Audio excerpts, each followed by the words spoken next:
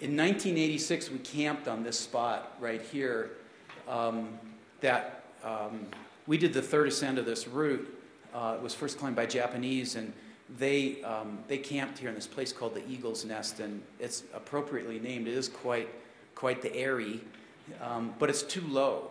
The problem is we couldn't really get from here to the summit and all the way back in a day, and I'm very much opposed to having to do these unplanned bivouacs on these high mountains. I think they're very risky.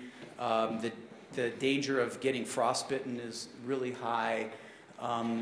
You get really exhausted because you're just freezing all night and you can't sleep.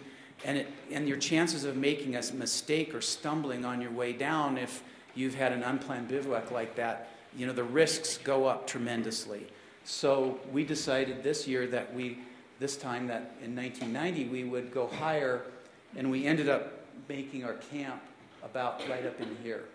A little bit, like right around 8,000 meters. The next morning, leaving our camp, we had some dangerous snow conditions, some snow stability issues going across here that, to be honest, I think I just kind of put my heart in just swallowed it a little bit and kind of, this is, I'll go back here. This is me out here kind of tromping my way across there, hoping this thing won't slide. But once we crossed this crevasse right here that we call the Bergschrund and got into this upper couloir, the snow conditions improved tremendously, and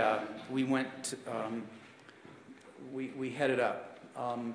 At this point, being roped together doesn't really help. We don't have the time or ability to belay. If you rope together and somebody fell, it's too steep for the other person to grab their ice axe in the snow and hold the fall. So we're pretty much climbing together, but we're on our own. Everybody's pretty much on our own, and everybody kind of understands that.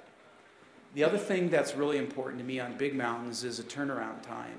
I feel like if I'm not going fast enough to get to the summit by a certain time, that means that I'm not strong enough. That means that the climbing was too difficult. And that means it's a good idea to turn around. And sometimes, that happens. You might be pretty close to the top, like we were in '86, and we turned around for a number of reasons like that. In fact, we got up to where the steep climbing stopped, and there were a number of false summits between us and the true summit. And we only had one more hour to get to the top before my turnaround time. So I got very anxious, and so I went on ahead. So this is a picture of me. But it was great to be with somebody who's the same age as my oldest son.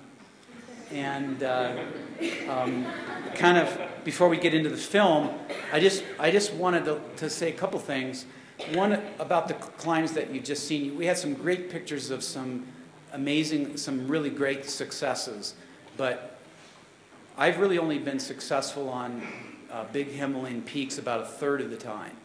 2/3 of the time, we don't get to the top. And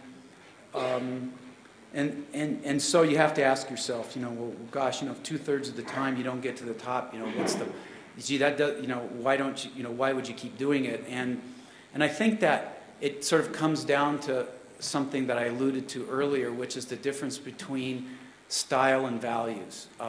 For me, I think, especially as an older climber now, that the things that become the most important to me are the things that I've learned, like,